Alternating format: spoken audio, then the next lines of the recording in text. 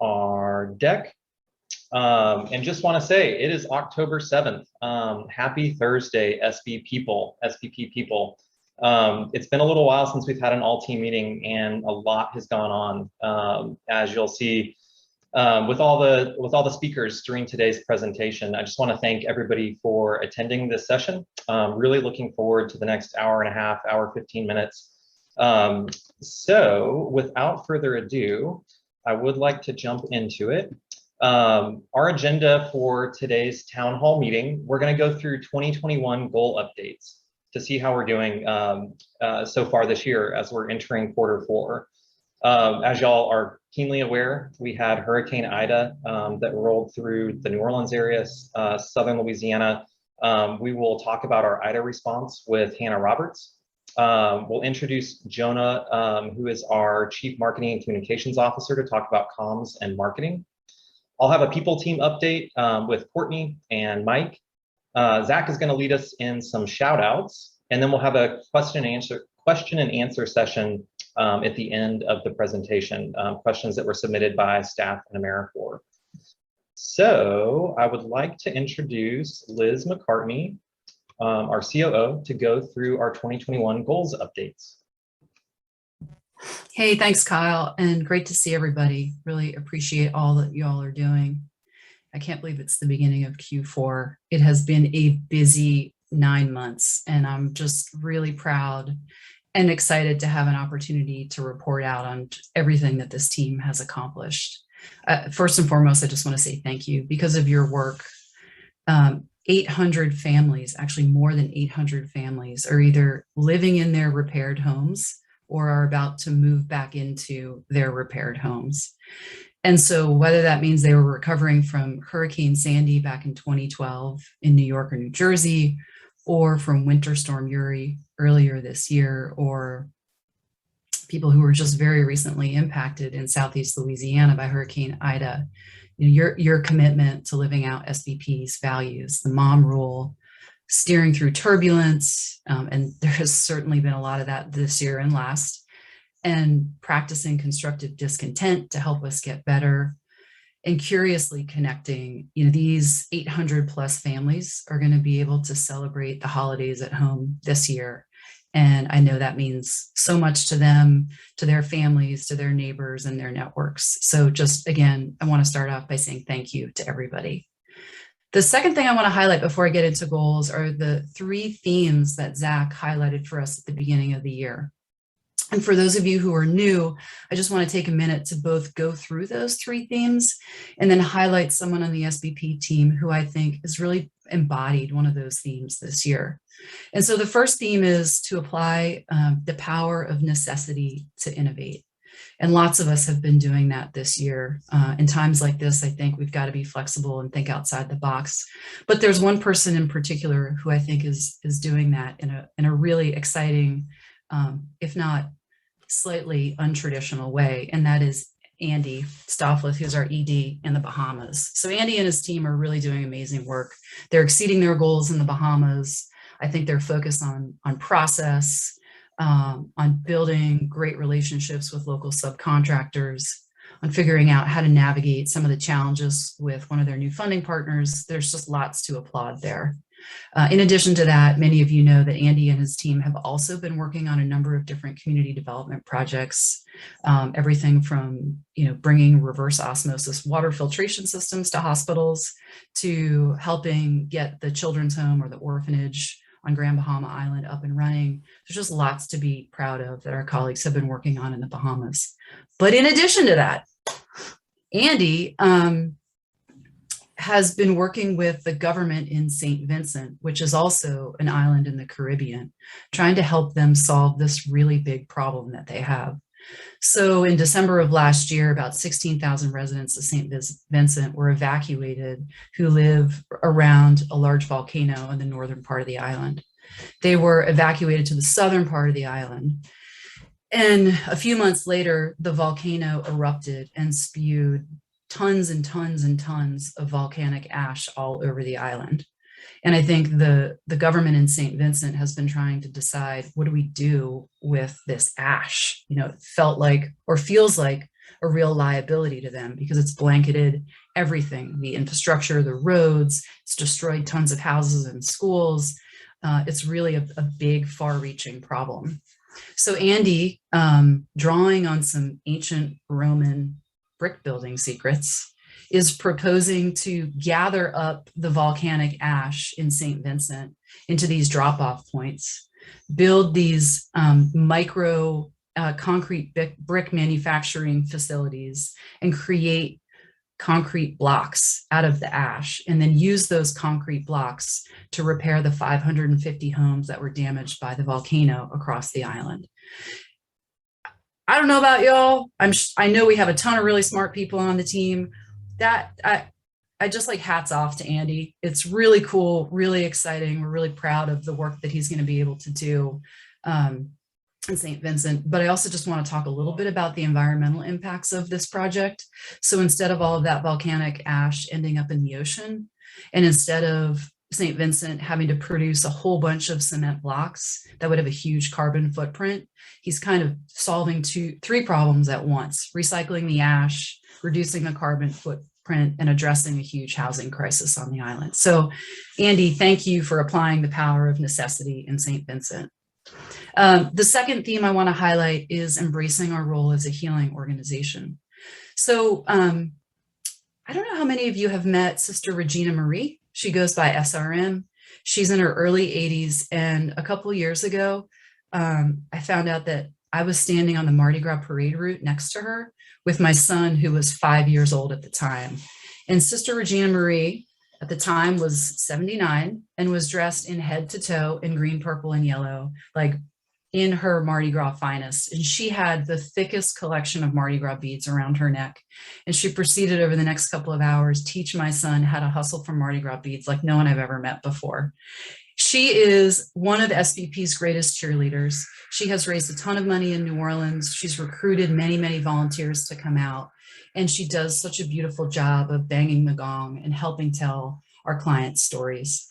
And so when Sister Regina Marie reached out to us after Hurricane Ida to say that the ceiling in the house that she shares with 3 other sisters, and I believe that SRM is the youngest, had fallen in, I knew that we had to act quickly. And so thanks to Robert Guyette in New Orleans and some of his colleagues, SRM and her crew were able to get not just a tarp on her roof, but, and this is, I think, where Robert really embodied his role as being part of a healing organization. He brought them ice, and he brought them ice every day. He got them a solar generator so they could power up their cell phones. He got them another generator.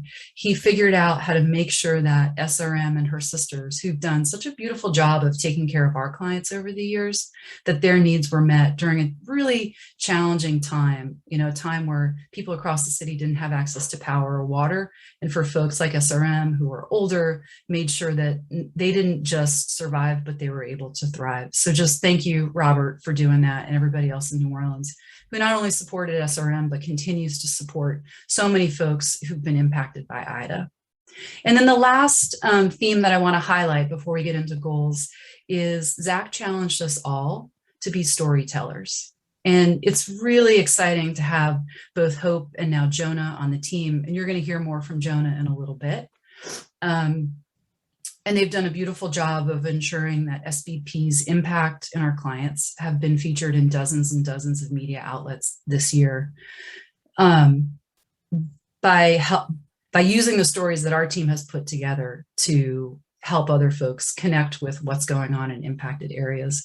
But one of the things that I thought was really beautiful that Hope shared with me the other day is that she worked with PBS NewsHour to highlight one of the homeowners in the Ida impacted area who'd been impacted.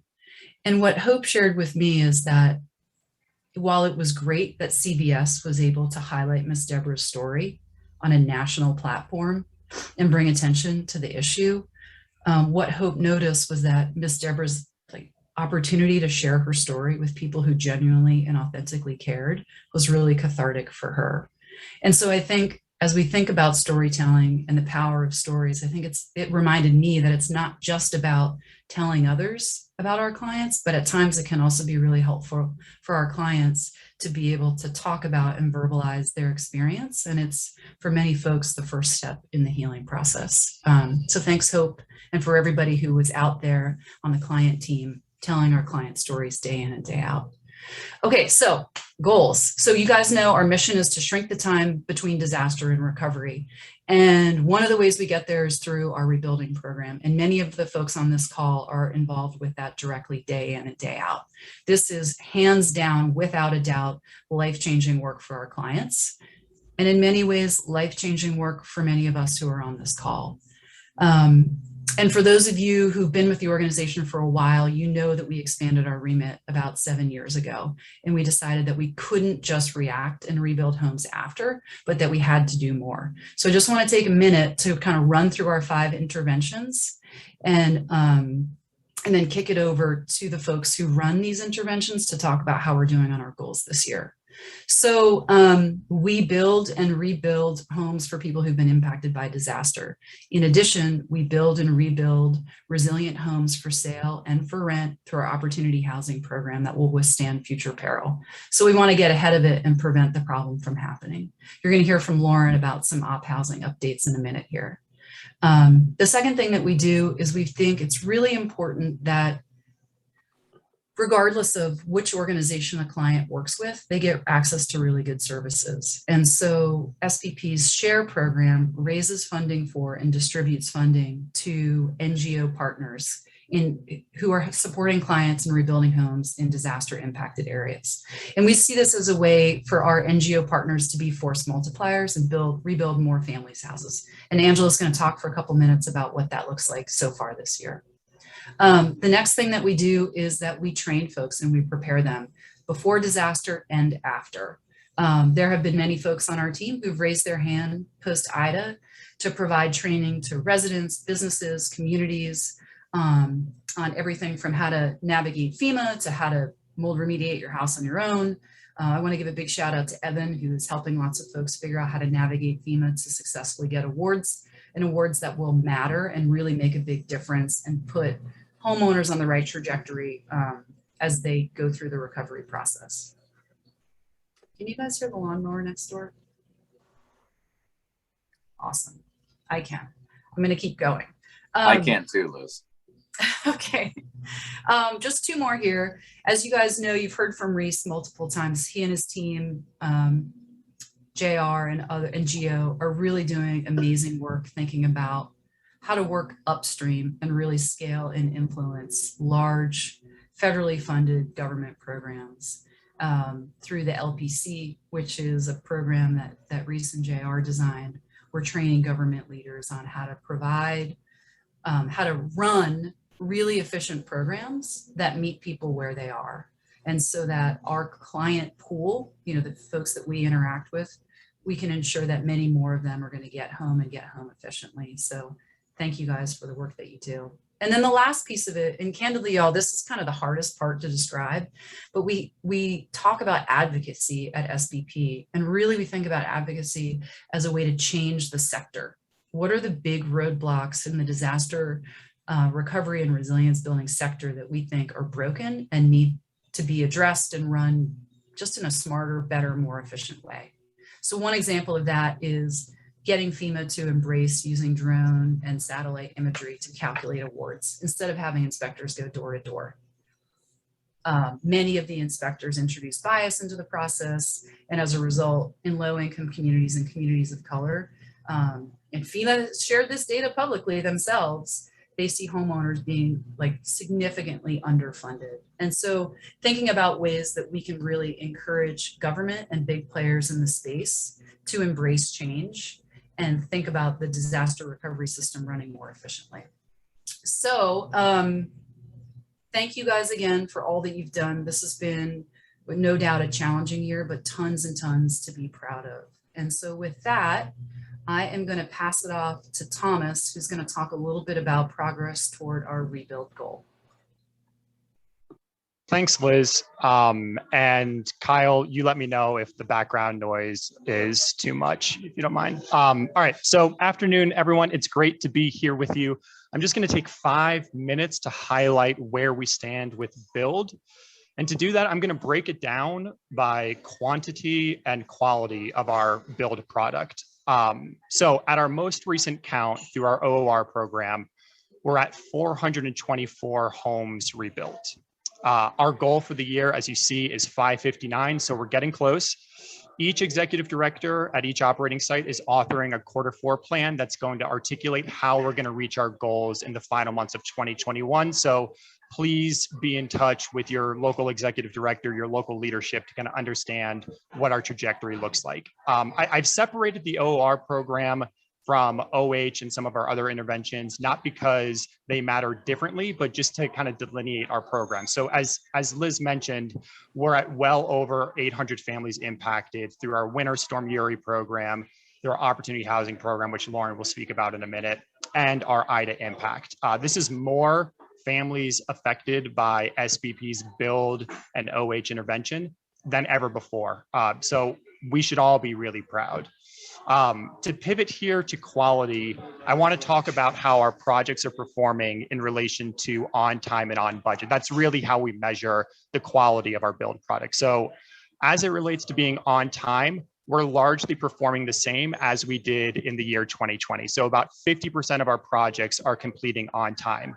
Our goal nationally is to have 90% of our projects complete on time. I do want to give a special shout out to Puerto Rico. At the beginning of the year, within Q1, they were hovering right around 57% of their jobs completing on time. And through a bunch of work with Edgardo, Rafa, Alex, the entire team, we're now close to 70%, which is some gain. This particular performance metric team, like how we are performing on time, is certainly something that can be influenced at, the Japanese word is gemba, but the actual place, the shop floor. And what I mean here is that the individuals that are out there working with subcontractors, doing the work themselves, leveraging volunteers, you're going to have the best ideas on how we can achieve this 90% on time metric. And so I challenge this team as we push through the end of the year to focus on the process, not the people, but the process. What is it that we can do to drive our projects towards completing on time? As it relates to completing on budget, I got to say we're doing way better than last year. We are seeing 42% of our projects completing within budget. But what's surprising here, team, is about 30% or 36% of the work that we're doing is completing under budget. So for perspective, in the year 2020, only about 25% of our jobs were completing on budget. So we've gone from 25% to 42%. But what executive directors and construction staff need to work on in Q4 is really diagnosing why over than a third of our work is completing under budget. And so we're going to run a couple of trainings on how we estimate and track our jobs. Sorry for that. So that's how we're looking at our build product here, is on time and on budget. Liz also asked that we take a minute to kind of share something that we're proud of. And so just hang with me for 2 minutes here. Lately, I've been listening to this song by a folk singer from like the Bob Dylan era, but her name is Karen Dalton. And she has this kind of like hauntingly beautiful line where she sings, "Who cannot maintain will always fall. Who cannot maintain will always fall." And it's not really a groundbreaking statement, but it's been hitting me lately as I reflect on the impact we've made so far this year. We have largely maintained productivity and performance in the face of a number of challenges. That's staffing challenges, blooms of COVID, 2 storm responses, local government program delays, weather delays, and the fact that we are where we are today, even in the face of all this adversity, speaks to the dedication and the commitment of our team. We haven't thrown in the towel or opted to steer into less turbulence, and I'm really proud of that. And to echo a little bit of what Liz said, I am immensely proud of Andy steering into opportunity and to the unknown so we can serve in new ways. I'm really, really proud of Elvis and Edwin and Ashley and Emerson and Olivia and Frank and the number of other members that have raised their hand asking if they can do more for SBP and with SBP. I'm proud of Courtney for sourcing some superb talent that we've brought into the ranks this year. I'm proud of Patty and Evan and Alicia for demonstrating tremendous flexibility to serve the cause. For Rick and the entire South Carolina team for bringing SBP values and thinking into a failing government program, and for Steve Doolin for closing out one of the most challenging programs SBP has ever undertook. I am proud of you because you are helping us build not only homes, but better processes. You're actively building the next generation of talent and passion and systems and culture at SBP. And it's that building that we're doing today that authenticates who we are and positions us for growth that we have to see in the coming quarters.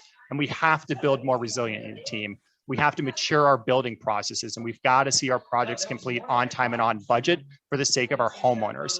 We have to get volunteers back into our communities to provide the space for organic and pure human connection, which helps create the army of SBP supporters. And we have to embrace TPS and continuous improvement, surfacing opportunities to serve more people who need us but don't yet know us. And so there's so much to be proud of.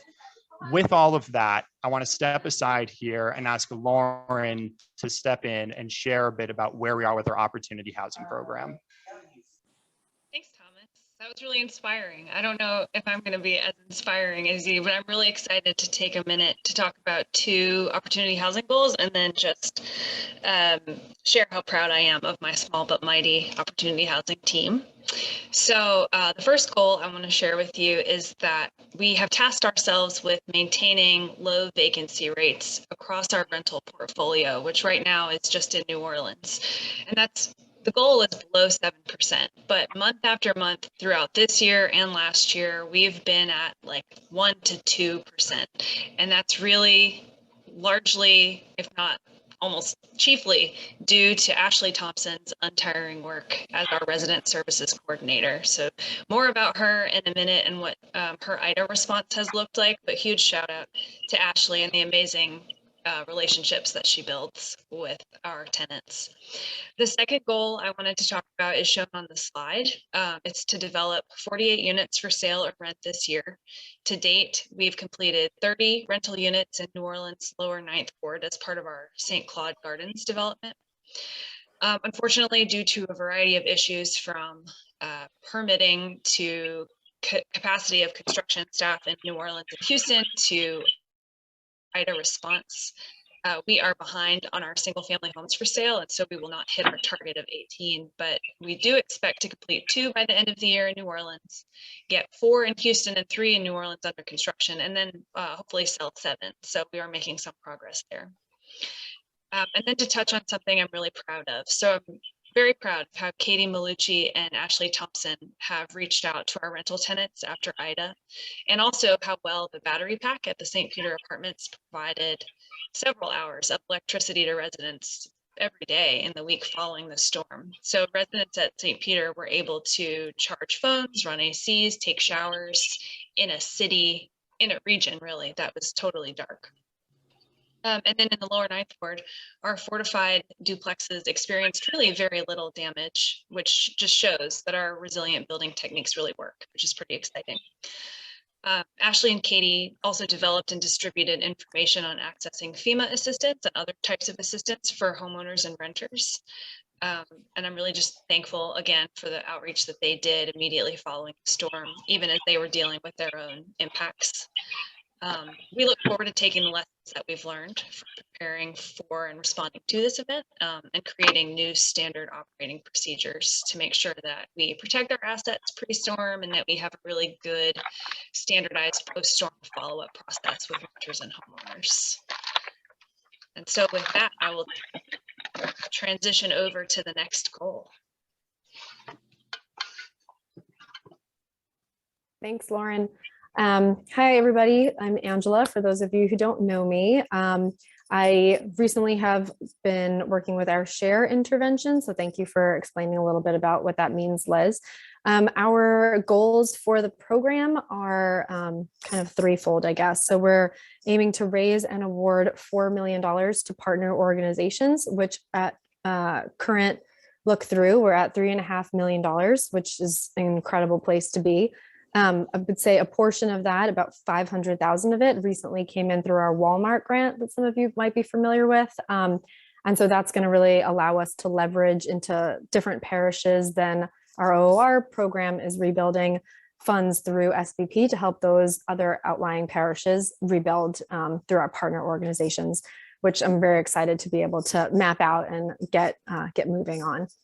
Additionally, our goal is to rebuild 235 homes this year through, again, our share partners. We're currently at 229 homes, which is also a great place to be. We're on track to exceed the goal of 235. So really excited about that. Our last goal is placing, awarding and placing 15 members to different partner sites. We're a bit behind on that goal, but Tracy, who's been doing a great job with that program, and I are working to figure out ways to correct that and move into Q4 with, I think, more placement sites. And then something I'm really proud of is a bit to do with share, maybe more into training, but Elvis Balza, you've been an outstanding partner for me with the trainings. We've done 23 trainings to 479 homeowners and companies throughout the Southeast Louisiana area, and even some in New York and New Jersey, to just show people and share our resources of what we've learned since Katrina, and in New York and New Jersey. And we've gotten some really great feedback on those trainings. So Elvis, thank you so much for your help. There's been a whole training team that's been instrumental to doing trainings 3 times a week we were offering for the public. And then we were also doing private trainings. And then shout out to Evan, who's probably already gotten one and is going to get more shout outs on the all team deck here. But Evan's just been doing a phenomenal job of doing in-person trainings. He did one this morning at a Toyota dealership, and we have lots more to come for some of our in-person trainings. So thank you to everybody who's been participating and supporting, but really proud of that. And so with that, I will hand it over to Reese. Hey, everybody. Glad we're all getting to spend some time together. I'm going to start with something I'm proud of. And then in the middle, I'm going to talk about some things I'm proud of. And then I'm going to wrap it all up with a thing I'm proud of. So as an example of preparedness and response and recovery, I just want to offer a few here. One of SBP's most important goals is figure out how to creatively increase the take-up rates of flood insurance in communities where there's lots of flood risk and where there aren't enough flood policies in effect. Doing so would offer protection to low and moderate income families who, if they flood, may someday need SBP's assistance after going through years of delay and unpredictability from government programs. So it's an important preparedness goal. It's doubly important because the federal government doesn't do a very good job of selling flood insurance, and it's the only place you can really go to get it. So SBP is constantly looking for creative and more compelling ways to structure communications and information related to flood risk and test that in marketplaces where more flood risk exists than where policies are currently in effect. And so a thing that I'm really proud of, and I really want to commend the communications team for, is a partnership we formed with the city of Lake Charles, Louisiana. And in this partnership, SBP has selected 10 high-risk high-risk, low-income census tract areas in Lake Charles and the surrounding area. And the city and parish governments have agreed to provide SBP with baseline flood policy information, where flood policies exist, where they don't exist. SBP is then going to run a very compelling communications campaign that Jonah and his team have put together. I would add that they put that together amid a really impressive IDA response that you'll hear a little bit more about later. So kudos to them and their team. But we're going to test this in Lake Charles, a few different messages. And we're doing this in partnership with Fannie Mae, who touches 1/3 of federally backed mortgages in America and has a more robust relationship with institutional lenders than maybe any group we can think of. And so our testing market in Lake Charles is small, right? It's what will work to compel people at the census tract level in individual neighborhoods to take the action, to become more aware of their risk, to become interested in products that are available, and then ultimately to adopt those products. What we find to be effective, we will give to Fannie Mae, who may then enter it into the marketplace at a far greater scale. But I'm proud of this because the lessons that we learn could cause for more effective insurance uptake all across the country, which would prevent tens or hundreds of thousands of people from ever needing the assistance of SBP. So that's a preparedness effort and some progress that I'm really excited about. On the response side and the long-term recovery side, I'd move to our advocacy agenda and hold out some progress on a couple of really significant fronts, both related to the Ida response and both really made possible by the work of our deployed teams so far. So on the FEMA damage assessment side, Liz mentioned the FEMA damage inspection problem, where low-income communities and communities of color often receive less assistance than they should, less assistance than their white counterparts, and less assistance than the damage suggests they should be receiving. SBP, through its advocacy efforts, has successfully positioned itself with the state of Louisiana and our technology partners to provide formal review of the incoming Ida FEMA claims. So the state of Louisiana is looking at FEMA applications for individual assistance, and where they believe low awards exist, they're transmitting location information to SBP, who is working with technology partners to review blue sky, gray sky, and event and weather related statistics for the disaster event at the level of individual properties, so that we can help the state government make a more compelling case for greater assistance that would flow not to the government in Louisiana, but directly to disaster survivors. We think the case in Louisiana for Laura and Delta survivors is worth as much as $65 million. Given the scope and scale and the density of population in the region that Ida has impacted, I imagine it's actually worth hundreds of millions of dollars in assistance that'll flow to the state of Louisiana. And SBP is right in there, looking at what FEMA is offering to individuals and suggesting ways in which they might receive greater assistance that's more attuned to the needs they've experienced after this disaster. And I think that's really transformational work. I'd also note the Recovery Acceleration Fund as great progress towards one of our recovery advocacy goals. This is where SBP is going to recruit social impact and financial investment from private actors and charitable corporations and institutions and large foundations, and take that money and lend it to low and moderate income families who will surely be eligible for some of the assistance that Congress just passed in the continuing resolution last week, but who are going to have to live in tents in their front yard or rent and pay mortgage at the same time for years until that money actually makes it to the state of Louisiana. But through SBP's advocacy works, both in Baton Rouge and Washington, D.C., we expect favorable reviews from both HUD, and we've already received favorable reviews from Baton Rouge, to set up a structure within the state's forthcoming action plan that will allow both for reimbursement of eligible expenses incurred by qualified homeowners in their course of their recovery, but that will also create an avenue for SBP and its clients to be reimbursed for these special purpose loans that we're creating for these recovery purposes. So it's really fascinating work. I think it's transformational. And again, it could bring hundreds of millions of dollars of capital that is currently fallow on the sidelines, not in any way involved in these communities for recovery, economic development, infrastructure, just not participating in the recovery at all. And SBP can be the creative vehicle that gets that money off the sidelines and into the recovery.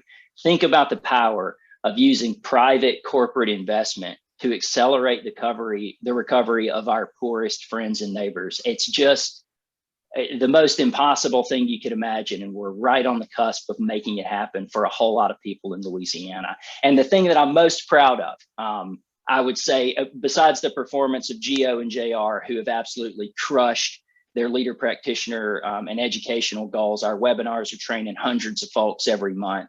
The thing I'm most proud of, Thomas, is the passion that I feel like comes from you and reverberates throughout the operations team. The folks in Baton Rouge call me all the time and they ask me questions that suggest to me that they believe SBP is worth $1 billion. They sometimes don't know if we're a business or a nonprofit, and I tell them we're a little bit of both, but they believe there's no problem too tricky, no order too tall, no issue too complicated or complex or sensitive that they can't call us and explore it with us. And I need everybody on this phone call to know that it's not because of how good my haircut is. It's because of the amazing work that Hannah does out there. It's because of the response that people get when Evan picks up his phone and answers questions. It's because when they go to Angela relentlessly and she doesn't know the answer to the question, by God, she knows somebody at SBP who does, and she's going to find it. And so I've got to tell you that I feel like my ability to influence what decision makers are doing in Baton Rouge is because they can't help but feel you all everywhere they turn. Every time they pick up the phone, every time they show up in a parking lot, every time they hear a compelling client story, every time they get a letter from the National Urban League, we're everywhere. And when you're everywhere, they think you're everywhere. And that, I think, gives us a kind of, I don't know, creative ability to make impact that other organizations simply don't have. And even where other groups are out there doing that good work, they're not building the rest of the infrastructure on top of that to prevent the necessity of that work in the first place. I'm thankful to be working on the upstream issues, but it only works because of how effective and present and really omnipresent the operations team is. So thank you all for the work that you do. Thanks, Reese. It is clear that SBP is kicking ass everywhere. So nice work, y'all.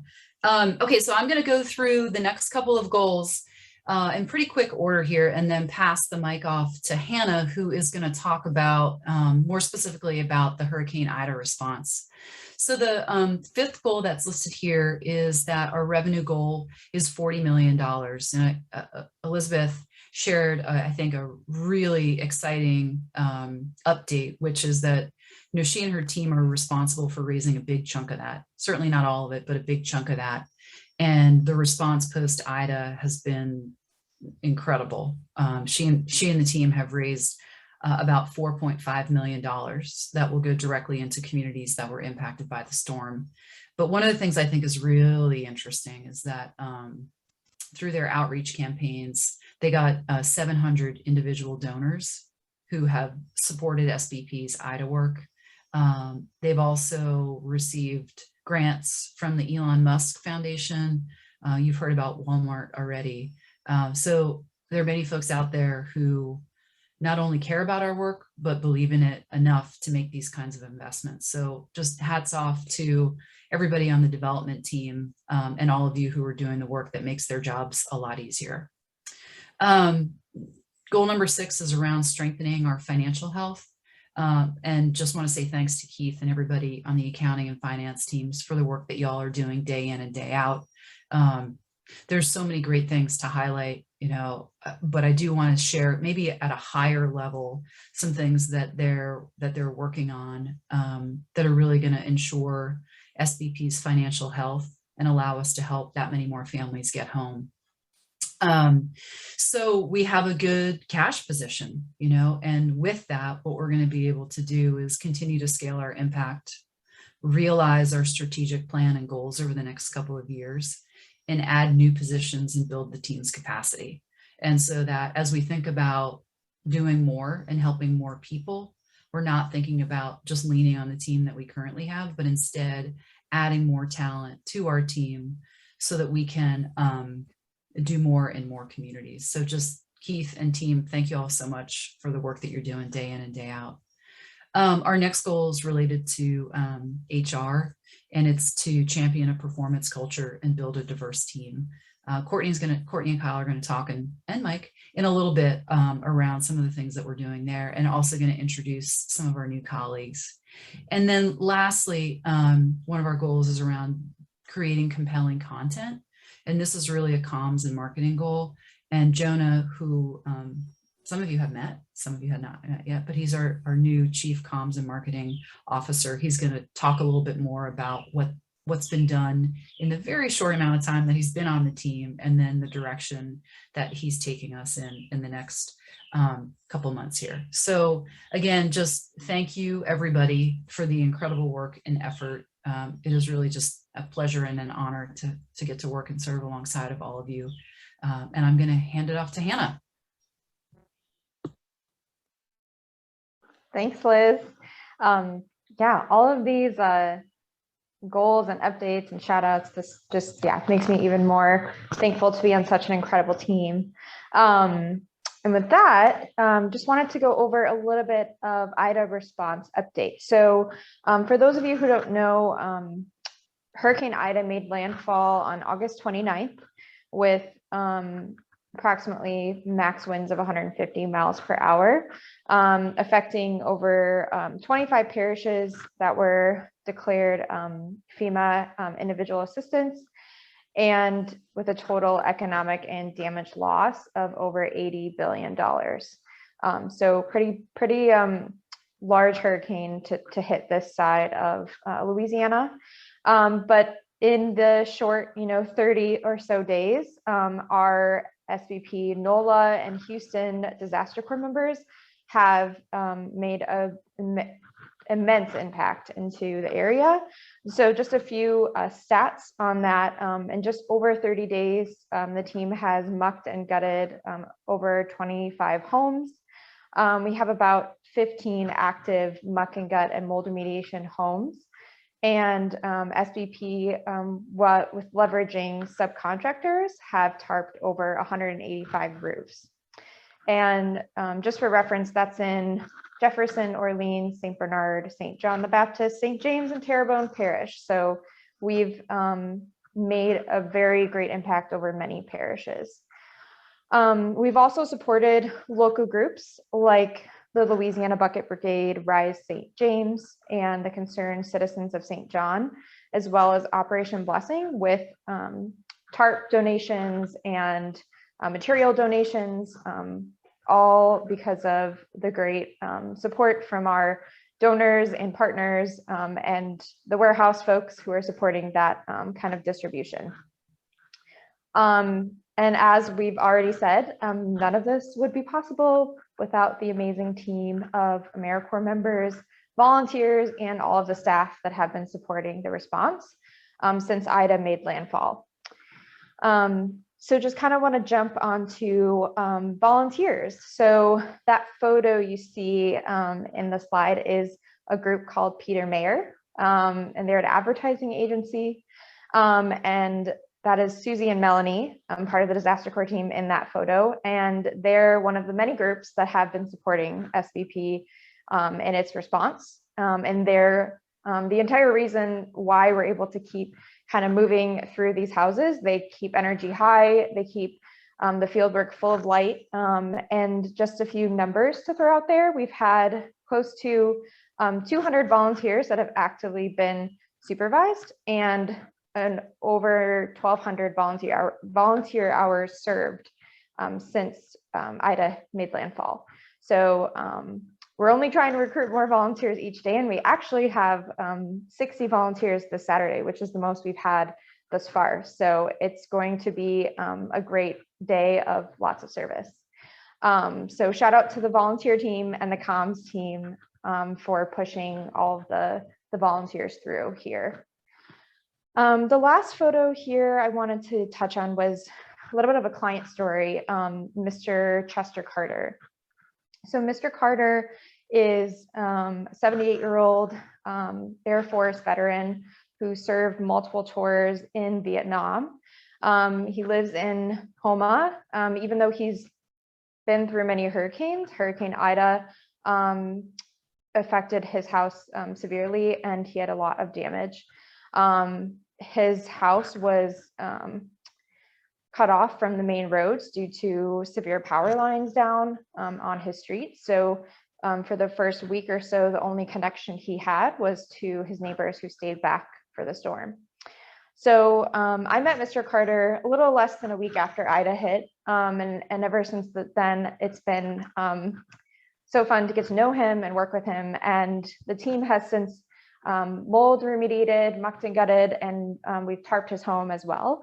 And so he's kind of on this path to be set up to get back into a safe and secure home. And we're currently working with him on getting some subcontractor bids and getting him set up with his insurance. So all of that to say, I know many of the disaster corps and volunteers have been interacting with Mr. Carter, and he's just one of many clients that we've been able to support in the Ida response process. And then just kind of looking ahead into what the response team is looking at for the rest of 2021 and into 2022. We're planning to continue our kind of muck and gut multi-mediation program with the volunteers and AmeriCorps members. And then we're also looking at some of the rebuilding work that we're trying to start before the year is up. So I'm looking forward to sharing all that great news with everyone very soon. And yeah, I just wanted to say what I'm proud of is all of the growth that I've seen and the passion that I've seen in the response team, the AmeriCorps members, the staff. It's been quite a long 30+ days, but everyone's passion and drive is what gives me motivation to come to work every day. And I'm proud to see where our response has gone from Southwest Louisiana to now Southeast Louisiana, and how we've learned and grown, and we're only impacting more families each day. So with that summarizes the IDA response. And I'm going to pass the baton to Jonah. Thanks, Hannah. I really can't stress what a wonderful job you and your team are doing out in the field. It's incredible to watch. So for those of you who I haven't met yet, I'm Jonah Langenbeck. I'm the new-ish Chief Communications and Marketing Officer here at SBP. And I'm just really excited to be here and to participate today and to be able to speak to all of you. So it's nice. And I have to say, just watching the chats here, these are some pretty inventive hashtags. So I might put some of you guys to work on social media.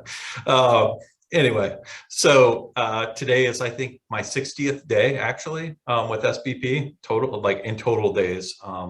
So, you know, I am still a little bit new, and we are building a new team. So new team, new approach to marketing and communications. I would really say my approach is kind of data-driven, sort of combination of data-driven storytelling and creative is how I work with marketing and communications, or how I like to deploy it. And I think what is effective. And as Liz alluded to earlier, there may be no better storyteller in this organization than Hope Vogel, who has been the National Communications Manager on this team. And I have to say, personally, it's been so amazing to have her here, because I don't think I would have survived this whole transition and this interesting 60 days that I've just gone through without her help and support, and really just genius work on the storytelling front. So a long way of saying, you know, recognizing what she's been doing and the amazing value add that she's brought to this team, we've created a new role here called Director of Communications, which in my world, in the marketing communications world, really means something. And I think Hope really exemplifies the very best of what a Director of Communications does. So that's going to be her new title. And she is already doing an exemplary job. So yes, lots of kudos to Hope. Way to go, Hope. And then on that note, we're going to backfill the National Communications Manager role. So what I hope is that we're going to get like double the firepower. That's my goal, really. And we'll be able to kind of work across all kinds of new interesting avenues and open up all kinds of new media and, you know, do some great work together.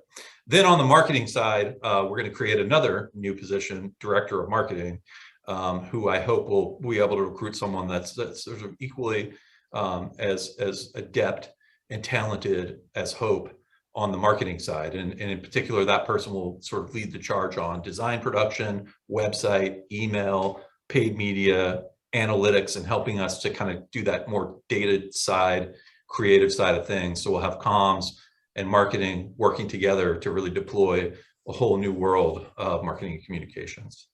Also wanted to report back to everyone just quickly on the Quip app launch. We got that out the door, and you know, there were some issues, I think, up front that Shelton did a really great job of, I think, and spent many tireless evenings working through, but he got the issues resolved, and we're out and up and running on that app. And I think to date, we've seen over 1,000 downloads on the app and about 25,000 page views. So just wanted to kind of mention it, throw it out there again. You may have forgotten about it in the mix of everything else that's been going on, but the app is there.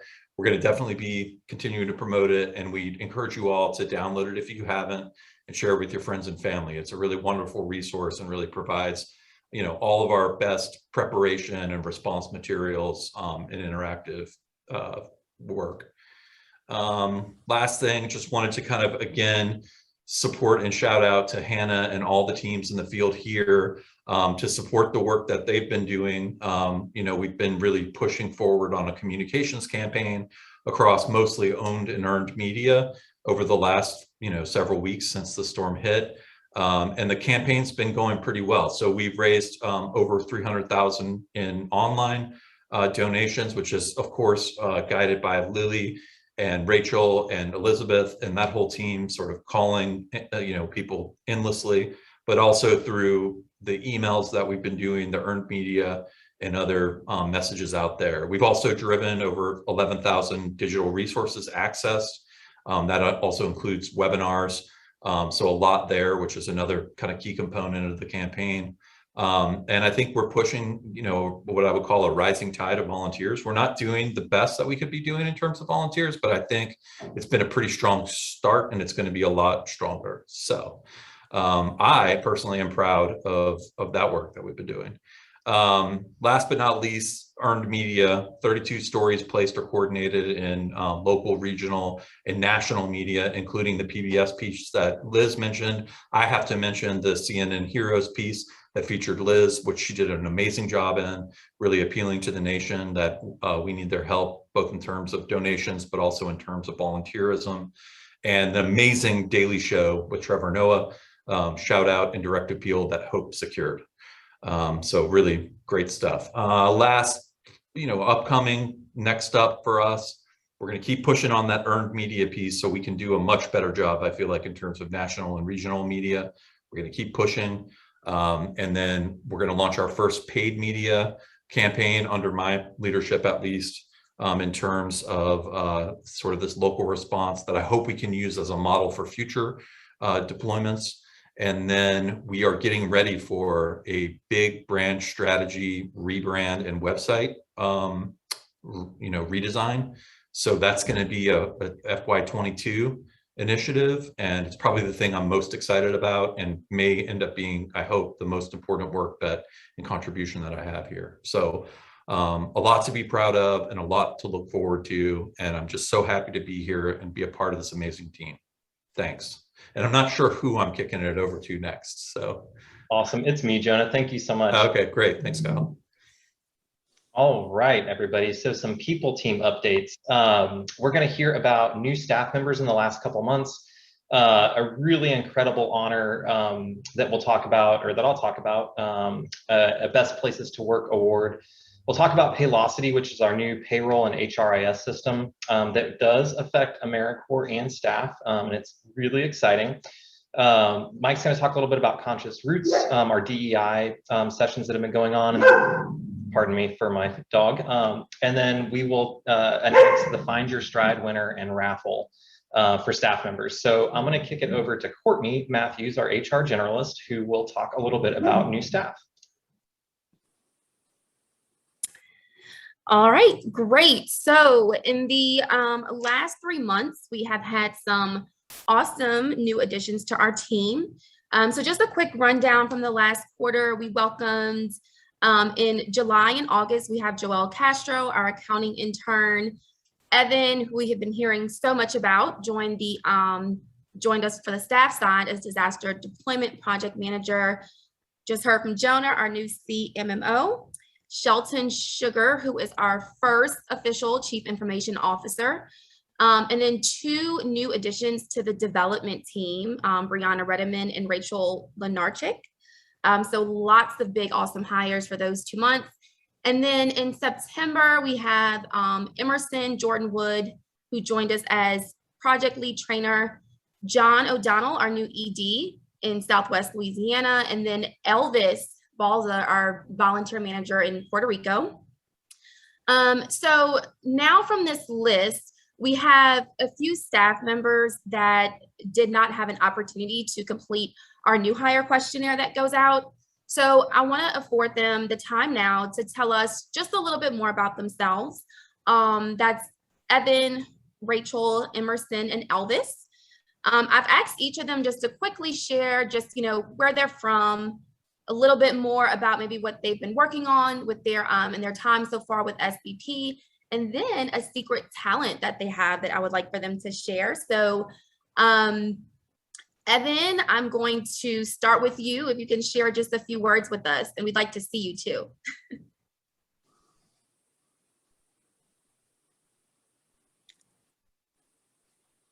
Oh, is Evan on? I'm hoping he's on. Okay, he might not. So I do have some information if he's not on. So Evan Anthony, he is from California, but he said he's spiritually from Montana, but I guess birthed in California. And he started in August as our staff member, but he's been with us in AmeriCorps since June of 2020. So I'm just going to read something really quick that he sent just in case he wasn't going to be able to make it. So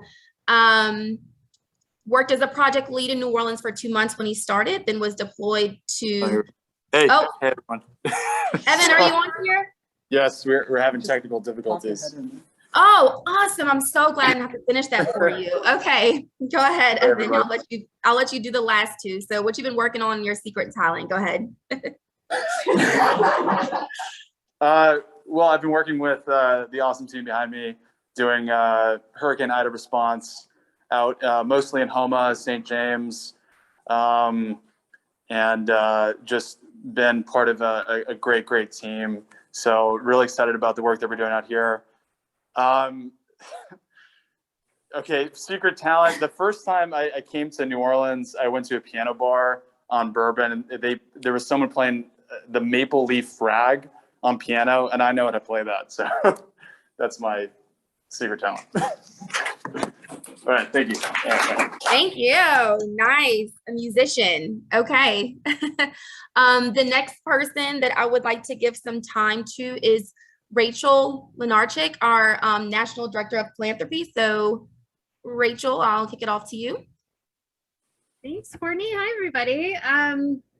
So yeah, I'm Rachel, and the easiest way to think of my last name is to ignore the L. It's silent. It's Rachel Lenarchik. But you can also just say Rachel M. That's what I've gotten for most of my life. I'm very comfortable with that name. So Courtney, do I say the things that you asked me before? Yeah, go ahead and share. Yes. 2 truths and a lie. Skip it. Let's do what Zach says. How about that? I'm not good at that. I can't think on my feet fast enough for that. I think he likes to put people on the spot. Maybe. What are they again? They're where I'm from and a secret talent? Yes. Okay, so I'm from Alexandria, Virginia. I'm coming to you from Washington, D.C. I work remotely, so I will mostly be here, but I can't wait to get to New Orleans to meet folks, to get to volunteer and be a part of the process.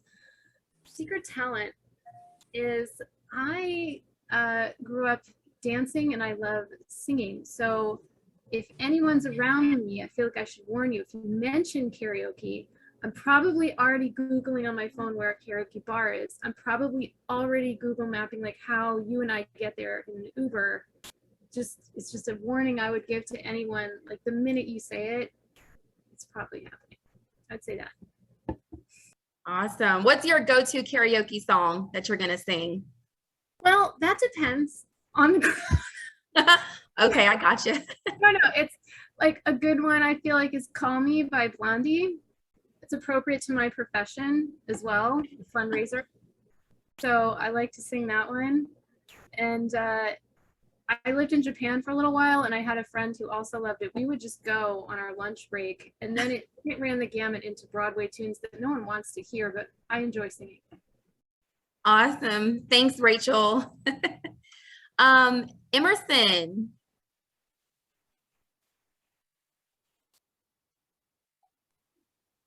Hey, can y'all hear me? We can hear you. Sweet. So I'm Emerson. I use they, them pronouns. I am originally from Elmhurst, Illinois, a suburb of Chicago. I've, like Evan, been on deployment since I've been hired as staff, so that's all I've been doing. And a secret talent is that I learned how to sail in Iowa when I was in college. Ooh, a fancy secret talent there. Nice. It was a pond. What'd you say? It was a pond. It was in Iowa. It was landlocked. It's not as fancy as it Oh. sounds. Oh my gosh. Thanks for putting me out there like that too. No, I'm playing. Last but not least, for sure, and thanks Emerson, is Elvis. If you could reintroduce maybe yourself for some of us, please. Hi everybody, Elvis here. I was born and raised in Venezuela, but I'm coming to you live from Puerto Rico. I started with SPP originally as a VC in April 2020, and I'm so happy to be here and just staying here. My secret talent is not one I share, but since Courtney asked me, I just wanted to put it out there. I dance tap for over 7 to 8 years. And from time to time, I just spontaneously dance. I try not to do it. It was cute when I was a kid, but it's not cute now. Dancing is great. Yes, it is. It is. Just not tap dance when you're an adult. Thank you, Elvis. No, look, you're doing something that other people can't do. So that's always something. So awesome. Well, thanks to the 4 of you for sharing that. And once again, we've had just an amazing group of just talented individuals that have come on board with this company. So we're just rocking and rolling with that. So thanks again. And then Kyle, I think it's you again. Thanks, Courtney and Elvis. I just want to say, as a tap dancer, you certainly have a place in New Orleans on Bourbon Street, because there are plenty of people that busk tap dancing. So when you come to visit, make sure you bring your shoes. All right, so I am so proud to announce, and I know we're running a little far on time, or a little low on time. So I'm going to go through the next slides a little quickly, but SPP has been chosen as one of New Orleans City Business's best places to work for 2021, which is a huge honor. The companies that are chosen, they're based on questionnaires of the benefits that SPP offers, including the average salary of staff, the healthcare that's provided, the PTO that's given, various employee programs, and also our team members respond to a survey. So really, really excited. This is great news. You know, our people are our most important resource, and this just demonstrates that SPP, you know, is a fantastic place to work. It's also going to help give us increase, you know, when we're trying to recruit for staff members or AmeriCorps members. You know, everybody wants to work at a best places to work. So really, really fortunate. We're going to be featured in December's edition of the New Orleans City Business publication. So I will make sure that when that comes out to send it to the team nationally, it's going to be really cool to see our spread, or our blip in that publication. And then in early December, they'll actually choose 3 of those top honorees. So potentially we could be one of those 3. So looking forward to that. Next is a really cool announcement. You know, we have used ADP as our payroll system for a long time. AmeriCorps members, you might not know because you don't really interact with ADP, but that's how you get paid. Same with staff, but staff use it for timesheets. We are moving to a much better payroll company, and then implementing something that's called an HRIS, or Human Resources Information System.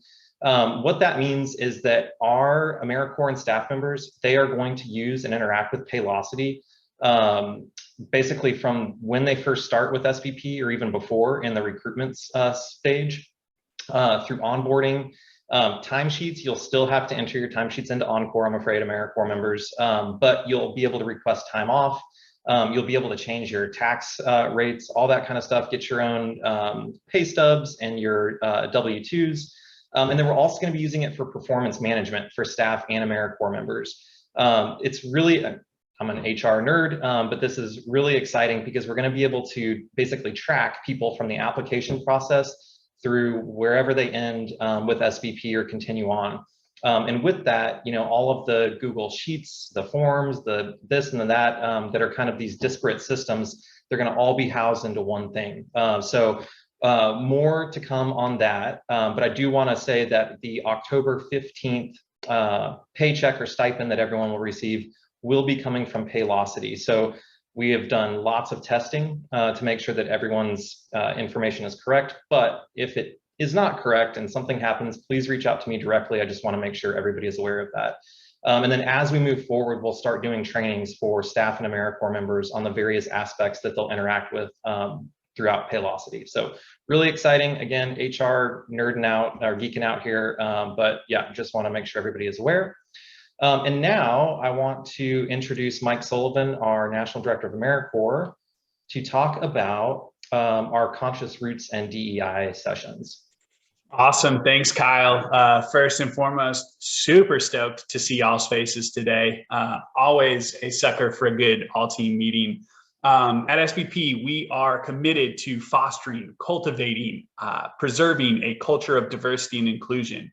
You, SB people, are our most valuable asset, the collective sum of the individual differences, life experiences, knowledge, inventiveness, innovation, self-expression, unique capabilities, and talent that you invest in your service represents a significant part of our culture and our achievements for our clients. SB people express identities associated with diverse regions, races, ethnicities, nationalities, socioeconomic statuses, gender identities and expressions, religious backgrounds, and sexual orientations, all while serving together to shrink the time between disaster and recovery.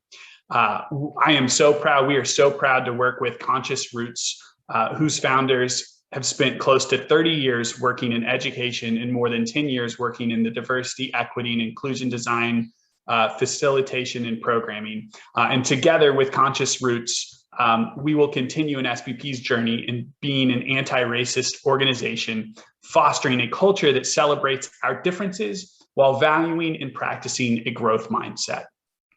So in partnership with Conscious Roots, I am proud to invite all SB people to join our current DEI development series. There will be 6 unique sessions total, each session building upon the content of the previous one. Our first session was last Thursday, and based on the feedback that we've received, was a hit. It was all about laying the necessary groundwork, the foundation, agreements and expectations for engaging in the series in general. We worked to get clear on our own individual journeys into social justice work by creating our own personal consciousness journey maps. Our next session on November 15th, it's all about examining areas where we wield power and privilege and where we're marginalized and oppressed. We will be creating a power chart and discussing our own analysis with small groups. We'll also dig into the differences between liberation, equity, and equality. And while we expect all AmeriCorps and supporting staff of AmeriCorps members to attend, we wanted to extend the invite to any SB person who wants to join us. We'll be sure to send the recording from our first session to the entire team for anyone who wants to get caught up and join us for our second session, again on November 15th. Can't wait to see y'all there. If you've got any questions in the interim, don't hesitate to reach out to either Megan or myself. That's it. Thanks, Kyle. Awesome. Thank you so much, Mike. All right. And last up on the people team docket, the Find Your Stride. It's hard to say for me. Find Your Stride winners. Well, for staff members have had the opportunity to participate in an SBP wellness program. And the last, well, it ended a little bit ago, but the last 42 days, we had 42 days to log steps. And kind of no surprise, Tommy Jordan, the step master, logged 807,206 steps, sorry. Just shy of 1 million steps in 45 days or 42 days, which is absolutely incredible. Major shout out to Tommy. As such, for winning, Tommy, you're going to receive a $150 gift certificate to the LA Running and Walking Company, because I imagine you probably need a new pair of shoes at this point. Second place, Mike Sullivan at 425,000 steps. And third place, Pamela at 389,000, almost 390,000. So just want to shout out these folks, really amazing work. Thank you for participating. But for all the team members, the staff members at SBP who had over 65,000 steps, we're going to do a raffle. And out of these 12 people, 2 of them are going to win a $100 Whole Foods gift card to continue living a healthy lifestyle. So I've never done this before, and I'm going to do it live. Volume warning, it might be a little loud, but we're going to pick 2 winners, and here we go.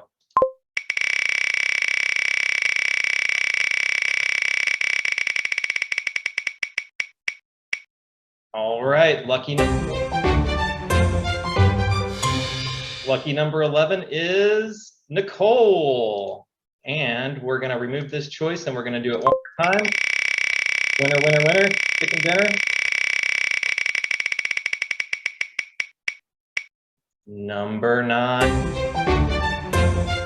That's Courtney Matthews. All right, congrats, Nicole and Courtney. You will receive those gift cards. If you haven't, for the staff, for staff members, if you haven't done the survey that went out from Navigate Health, please make sure to complete the survey so we can get some feedback.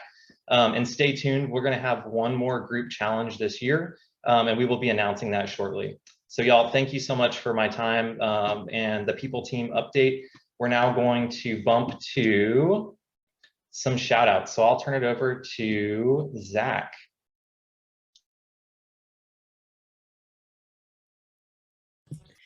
Hey, Zach, you're on mute.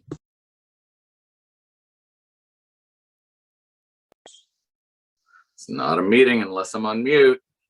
Kyle, great meeting. Team, this is beyond exciting. And most importantly, I think through everything that we're talking about, we're showing loyalty and fidelity to impact for clients. And it's all connected to fortifying people against their breaking point. So everybody, thank you. I'm going to pass it to the team in a second to do some shout outs, but I want to kick it off if I can. And there's 2 people who I'm going to shout out who are truly singular at SBP. And they've achieved a brand new milestone that I think needs to be exalted and known by all. And we're going to figure out how to celebrate more. But this weekend marks 10 years of active engagement and commitment and partnership with SBP for Reese May and Thomas Corley, starting as AmeriCorps members and now senior executives at the company who are driving scaled impact. It has been, personally a profound joy to get to know these guys, see them develop, and now really look up to them as they're bringing this organization forward. And boy, is SBP well positioned by having these guys in leadership roles. I cannot wait to see where the next 10 years of your lives and your careers go. So if we can start off by giving a shout out to Thomas and Reese, let's do it. Shout out. I don't know if we say anything, but I did. All right. I assume everyone else is shouting out. So with that, I'm going to put it to the team and see who wants to shout out. I don't know, comms team, is it who or whom? But it's going to start. Let's bring on the shout outs. I'll kick it off. I'd love to kick it off. I got a big shout out for Crisia in Puerto Rico. For those unaware, this past month, Crisia was a panelist in a discussion. Yeah, there we go. Was a panelist in a discussion led by Mal Coles, the acting CEO of AmeriCorps, and Sonali Nihawin, the director of AmeriCorps. This took place during the annual AmeriCorps Symposium. Crisia's representation of SBP and AmeriCorps was beautiful, y'all. Was inspiring. AmeriCorps staff from across the country were hanging on to her every word. Her story and the wisdom she shared resonated with folks and reminded many people of why we all do what we do. So I wanted to shout out Crezia for unleashing it and herself for unleashing it for SBP, and on behalf of SBP and on behalf of our AmeriCorps program, and for helping unleash it within the program and commission staff from across the country that got to witness that beautiful moment. Let's hear it one time for Crezia. Shout out.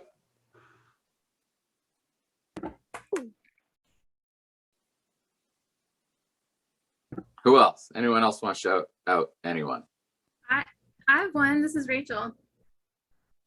Go ahead. Bring it on. Yeah, I wanted to shout out Courtney because I started here at SBP on August 30th, which was the day after Ida landed, which seemed really chaotic to me as a new person comfortably here in Washington, D.C., working remotely. But Courtney is evacuated. She's in a hotel at some point. She's got her kid. And just through every part of my first 2 weeks, she's there. She's texting me. She's saying, how can we figure out your schedule?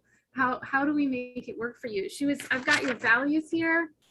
She's like navigating through turbulence, treating me like I was a family member. I felt so welcome and so supported by Courtney when she was not like in the best place anyone could possibly be. And I just wanted to shout her out because I'm just so impressed by you, and it's been great to work with you, Courtney.